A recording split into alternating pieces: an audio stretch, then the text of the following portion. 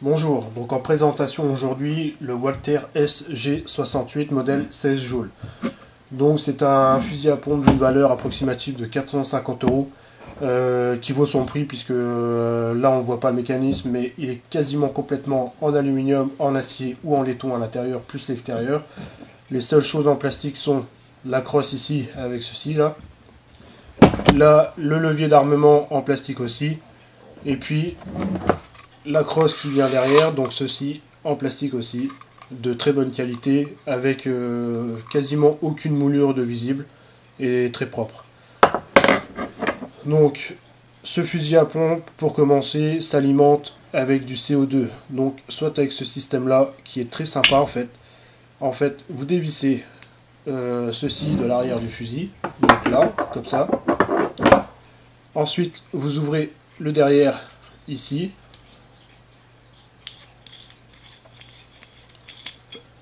Vous y insérez deux cartouches de CO2 de 12 grammes, donc deux sparklettes.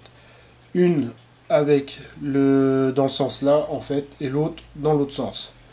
J'ai pas de cartouche sous la main là pour vous montrer un peu comment ça fonctionne, mais il faut en mettre une où que le pin va percuter vers le bas et une vers le haut. Une fois ceci dedans, vous refermez bien. N'oubliez jamais de mettre un peu d'huile siliconée sur chaque bout de capsule, un peu sur les joints aussi ici là, et puis sur un petit joint qu'il y a ici là. Une fois que vous avez mis les cartouches de CO2 dedans, vous resserrez la capsule. Donc vous la serrez dedans bien sûr complètement, là je ne vous montre pas. Une fois que celle-ci est bien vissée dedans, ce qui est bien avec ce type de réservoir là, c'est qu'une fois que vous avez mis les cartouches dedans, elles ne sont pas percées directement. Ça veut dire que quand vous avez l'utilité vraiment du fusil à pompe, vous percutez au sol le réservoir, donc en appuyant sur ça, ça percute les deux cartouches et ça envoie l'air dans le corps du fusil à pompe. Donc je récapitule, vous vissez la bouteille, vous mettez la crosse et tout ce qu'il faut avec, et quand vous en avez l'utilité, vous tapez l'embout là au sol comme ceci, hein. Faites bien sur une surface dure parce que sur une main c'est très dur hein, puisqu'il y a quand même de l'air qui est dedans. Vous tapez au sol comme ceci, les cartouches sont percées, automatiquement la pression de l'air fait revenir le petit embout là et l'arme est prête en CO2 et peut être utilisée. Donc ça c'est la partie CO2. Sinon il existe aussi cette bouteille en 88 grammes que l'on peut visser derrière. Cette bouteille là nécessite une crosse, une autre crosse comme ceci, avec un diamètre là plus gros. Cette crosse là, avec cette barre là, plus le petit caoutchouc là et l'adaptateur qui est nécessaire, se vendent quasiment 50 euros. Je possède la crosse, là je ne l'ai pas pour la vidéo parce qu'elle est dans une autre pièce, mais ce qui est bien c'est qu'avec ce type de cartouche là vous pouvez faire quasiment 100 tirs on va dire avec cette puissance de 16 joules, tandis qu'avec l'autre je veux dire qu'on pourrait faire 30 tirs, 30 à 40 tirs maximum avec une qualité raisonnable de tir. Après ça descend en pression. Donc ça c'était pour les cartouches de CO2.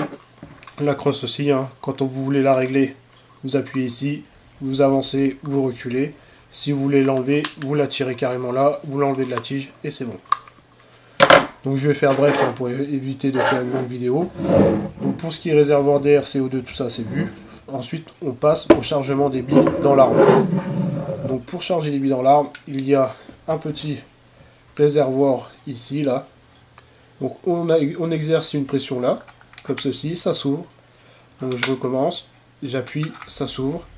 Pour refermer, on pousse tout simplement jusqu'à entendre le petit clic. Là, voilà.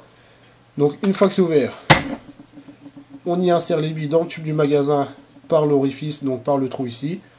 Donc là je prends une bille, je mets la bille, je la pousse jusqu'à temps qu'on entend le petit clic qui veut dire qu'elle est bien maintenue dans le tube. Donc on va l'entendre là. Voilà. Je recommence, une bille. Voilà. Je recommence, une bille. Et voilà, donc là tout est bien maintenu, il n'y a pas de problème. Une fois que vous voulez vous en servir, vous refermez, les billes sont automatiquement en prête pour être utilisées une fois que le levier est armé. Donc pour les retirer une fois que vous en avez plus l'utilité, vous appuyez sur le petit bouton qu'il y a ici, vous appuyez dessus, vous exercez une pression, les billes sortent, vous les récupérez. Là il n'y en a que 3 dedans, mais quand il y en a 15, elles sortent assez rapidement, donc mettez toujours votre main un peu devant comme ceci. Ça ne permettra pas d'aller chercher toutes les billes un peu à droite à gauche dans la pièce. C'est vrai que ces petites bébêtes là, elles courent un peu partout. Donc ça, c'était pour l'armement en billes. Donc une fois que le CO2 est dedans, une fois que les billes sont dedans, il est prêt à l'emploi. Pour l'emploi, rien de plus dur. Une fois que l'air est actif, vous avez une détente de sécurité ici, que vous activez dans l'autre sens, que vous désactivez dans ce sens-là. Donc quand vous voyez la partie rouge, c'est qu'il est prêt à tirer. Là, il n'est pas armé en CO2 et pas armé en billes, donc il n'y a aucun risque. Une fois qu'il est armé, vous poussez le levier en arrière assez fort, vous le faites revenir en avant, et vous exercez une pression sur la gâchette. La gâchette, la course n'est pas trop longue, là je vais vous montrer avec le doigt. Là, ça tirait déjà. Voilà, c'est très court. Hein. Par contre, pour le faire tirer, il faut une petite pression à la fin de la course. Là, il n'y a pas de pression puisqu'il n'y a pas de gaz. Mais ça tape assez fort, ça fait beaucoup de bruit aussi. Et ça permet de faire lancer une bille qui passe par ce canon ici. Là. Donc, si je vais préciser aussi, quand vous armez une bille, n'hésitez pas, c'est très costaud en matériel. Donc, vous poussez, vous retirez, n'hésitez pas à entendre bien le bruit parce que des fois, si vous faites juste ceci et ceci, la bille ne rentre pas complètement dans le canon et ça tire pas bien. Enfin, ça tire pas du tout même. Donc ça, c'est pour l'utilisation du fusil. Donc comme je disais, dessus, d'origine, il y a les organes de visée, comme là, qui peut se régler de droite à gauche et de haut en bas avec cette molette-là. Donc il y a deux sortes de viseurs. Il y a le petit trou, en fait, ici.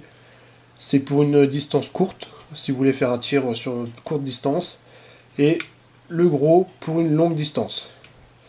Je ne sais pas quoi veut dire le 0,2 ici, hein, je n'y connais pas grand chose niveau viseur.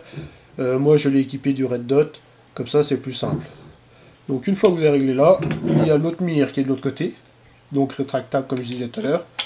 Vous la levez, vous visez avec ceci, 5-10 mètres c'est précis, 10-15 mètres c'est précis, mais on va dire sur une pièce de 2 euros, hein, je dirais qu'à 1 cm, 2 cm de précision, c'est sûr. 15-20 mètres, 25 mètres, 5 cm de diamètre pour avoir une précision. Dans les circonstances de celui-ci, vu que c'est pour la défense, quoi qu'il arrive, ça touchera la personne et ça ferait mal. On y voit aussi un petit anneau là pour fixer une sangle. L'autre côté de la sangle se fixe sur la crosse ici, ce qui permet d'avoir une sangle de maintien et éventuellement de faire des petites poches pour insérer des billes et des cartouches de CO2, chose que je devrais faire très bientôt. Donc voilà, pour le Red Dot, donc comme je disais, la précision n'est pas au top, hein, sauf à 5-10 mètres, mais je l'ai mis surtout pour éviter de fermer un œil à chaque fois, ce qui permet d'ouvrir les deux yeux, de voir la petite croix, le petit point ou le petit rond dedans puisqu'il est réglable en luminosité et aussi par rapport au petit point si on veut. Ça permet donc de viser, de voir directement la croix et ça vise à peu près à l'endroit que l'on voit la croix. Donc c'est une chose pratique et qui donne un petit look très sympa, je pense, je trouve du moins personnellement au fusil à pompe. Donc ça c'est le côté droit, le côté gauche avec une inscription Walther SG68 un tout petit peu en relief. Voilà, là je vais vous montrer le canon avec la crosse. Donc là je répète comme ceci, voilà. Voilà. J'aurais aimé cet organe de visée là démontable parce qu'il est vrai que il est un peu gênant par rapport à mon Red Dot. Il n'est pas démontable, hein, il est carrément moulé dans cette partie là, donc tout en aluminium, vraiment tout est en aluminium dessus, quasiment, même ceci, même l'intérieur, tout est vraiment très propre. J'essaierai de faire une vidéo de la présentation intérieure puisque j'entretiens l'arme moi-même. et j'y apporte quelques modifications pour avoir un poil plus de puissance. Mais sur le modèle 16 joules, je peux vous dire que 16 joules ça marche déjà très bien. Donc voilà, le dessous de la crosse qui est dévissable. Dedans c'est un point vide, il n'y a rien du tout. Éventuellement, si vous voulez ranger quelque chose, le kit de nettoyage dedans, vous pouvez. Voilà, la crosse quant à elle est aussi en acier. Enfin pas la crosse, la gâchette je veux dire, est en acier. Et voilà. Je vous montre un peu les détails, vite fait. Donc là il y a un peu de picot, de relief sur la crosse.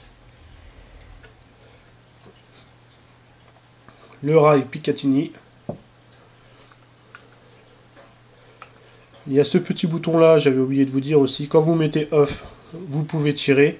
Par contre quand il n'y a plus de billes, vous ne pouvez pas tirer à vide, ça évite d'user de l'air. Si vous le mettez sur on, ça permet de vider le reste de CO2 que vous avez dans les capsules, et là vous pouvez tirer à vide. Petit conseil, moi je le laisse toujours sur on, il n'y a aucun problème, ça fonctionne, il n'y a pas de souci. Voilà.